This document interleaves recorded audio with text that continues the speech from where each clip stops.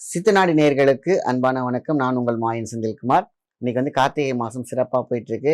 சில்லுன்னு பார்த்தீங்கன்னாக்கா தெய்வ நம்பிக்கையோடு அத்தனையும் நடந்து கொண்டிருக்கிறது நல்லபடியாக. இறை அருள், இறைவர்களோட அருள் இதெல்லாம் பார்த்தீங்கன்னா சூழ்ச்சி வலைகள்லாம் தாண்டி நமக்கு நல்ல விஷயங்கள் கிடைக்குது. நல்ல விஷயங்கள் மட்டுமே நடக்கணும் அப்படிங்கும் பொழுது நல்லா இருக்கணும்னு ஒரு வார்த்தை இருக்கு பார்த்தீங்களா? அது மிக மிக மிக மிக சூப்பரான ஒரு விஷயமாக இருக்கும். ஆக மொத்தத்தில் இந்த கார்த்திகை மாசத்துல நம்மளுடைய வீட்டு பெண்கள் என்ன விளக்கு ஏற்றினால் எண்ணம் சிறப்பாக இருக்கும், மேலும் மேலும் என்ன சிறப்பாக இருக்கும் அப்படிங்கிறத நீங்கள் பார்க்க போகிறோம். ஒரு விளக்கு, இந்த விளக்கு தான் மிக மிக முக்கியமான விளக்கு. எத்தனையோ விளக்குகள் நம்ம பற்றி பேசியிருக்கோம். மல்லிகை பூ விளக்கு ரொம்ப ரொம்ப முக்கியமான விஷயம். ஆனால் மல்லிகைப்பூ நீங்கள் முன்னாடியே காய வச்சு வச்சுருக்கணும், பச்சையாக போகக்கூடாது. என்றைக்குமே மல்லிகைப்பூவை விளக்கில் போடும் பொழுது பச்சையாக போட வேண்டாம். ஆனால் நிழலாக காய வச்சு நீங்கள் என்ன பண்ணும், பவுடராக்கி வச்சுக்கோங்க. அதுலேருந்து ஒரு டீஸ்பூன் அந்த நல்லெண்ணெயில் போட்டு அந்த மண் விளக்கு ஏற்றினால் அவ்வளோ அற்புதமாக இருக்கும். அதாவது ஜீவகாந்த சக்தி அப்படின்னு சொல்லுவாங்க.